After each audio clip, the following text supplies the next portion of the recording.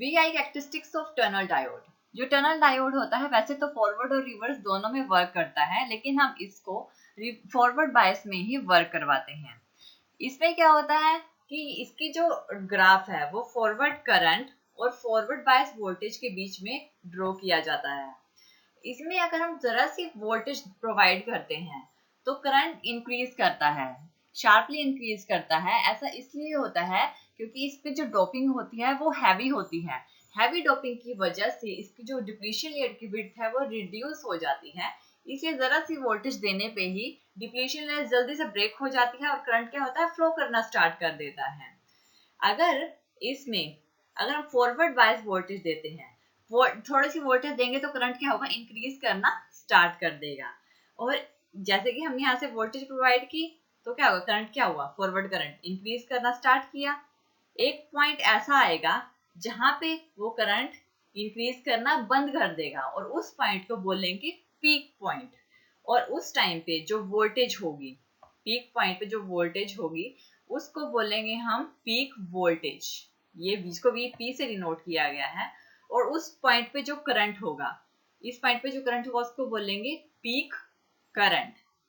वैसे ही जैसे अगर हम फॉरवर्ड बायस वोल्टेज को रेगुलर इंक्रीज करें तो उसके बाद क्या होगा कि ये जो फॉरवर्ड करंट है हमारा वो क्या होगा, इंक्रीज करने की बजाय डिक्रीज करना स्टार्ट कर देगा।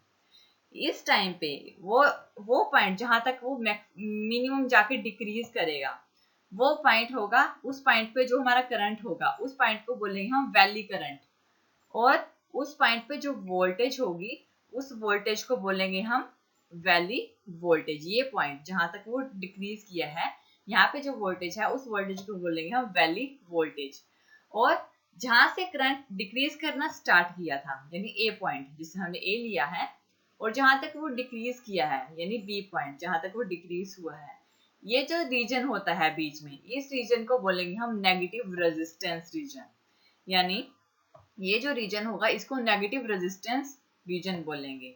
और वो बी पॉइंट, ये वाला पॉइंट, इस पॉइंट को हम बोलेंगे वैली पॉइंट, क्योंकि यहाँ तक ये डिक्रीज किया है इसलिए इसको वैली पॉइंट बोलते हैं। और अगर हम रेगुलर इसके बाद भी हम वोल्टेज अप्लाई करते हैं, वोल्टेज को बढ़ाते हैं, तो करंट क्या होगा, फिर इंक्रीज करना स्टार्ट कर देगा। और इस टाइम पे जो करंट होगा वो कन्वेंशनली डायोड करंट होगा। इस तरह से हमारा जो टनल डायोड है वो वर्क करता है। अगर हम इसकी कैरेक्टरिस्टिक्स देखें, जिसकी एडवांटेज डिसएडवांटेज देखें, तो वो ये है कि टनल डायोड होता है, इसकी जो कॉस्ट होती है वो लो होती है, लो नॉइस प्रोड्यूस करता है, ये सिंपल होता है और हाई स्पीड में ऑपरेट करता है और लो पावर कंज्यूम करता है। ये इसकी एडवांटेजेस हैं, इसलिए टनल डायोड को यूज करते हैं।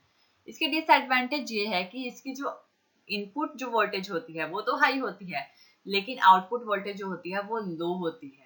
और इसको ये क्या करता है, ये आइसोलेशन प्रोवाइड नहीं करता इनपुट और आउटपुट के बीच में, क्योंकि टू टर्मिनल डिवाइस है, इसमें इनपुट और आउटपुट के बीच में आइसोलेशन प्रोवाइड नहीं करता। और इसकी एप्लीकेशंस क्या है, इसका यूज एज एन एम्पलीफायर किया जाता है, एन ओसिलेटर की तरह इसका यूज किया जाता है। इसको ओसिलेटर की तरह यूज क्यों करते हैं, क्योंकि एक पीक पॉइंट के बाद ये डिक्रीज होता है वैली पॉइंट तक, वैली पॉइंट के बाद वो अगेन इंक्रीज होता है, फिर डिक्रीज होता है, तो ये क्या करता है, एक वेव शेप बना लेता है। इसलिए इसको एज अ ओसिलेटर भी यूज किया जाता है, ये एज अ और स्विच की तरह भी यूज किया जाता है।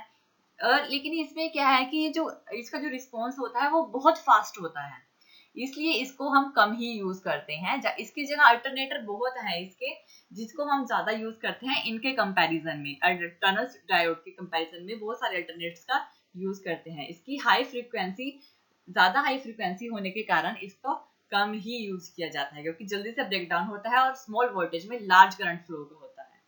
यह है हमारे एप्लीकेशंस और ये हमारी VI characteristics of tunnel diode.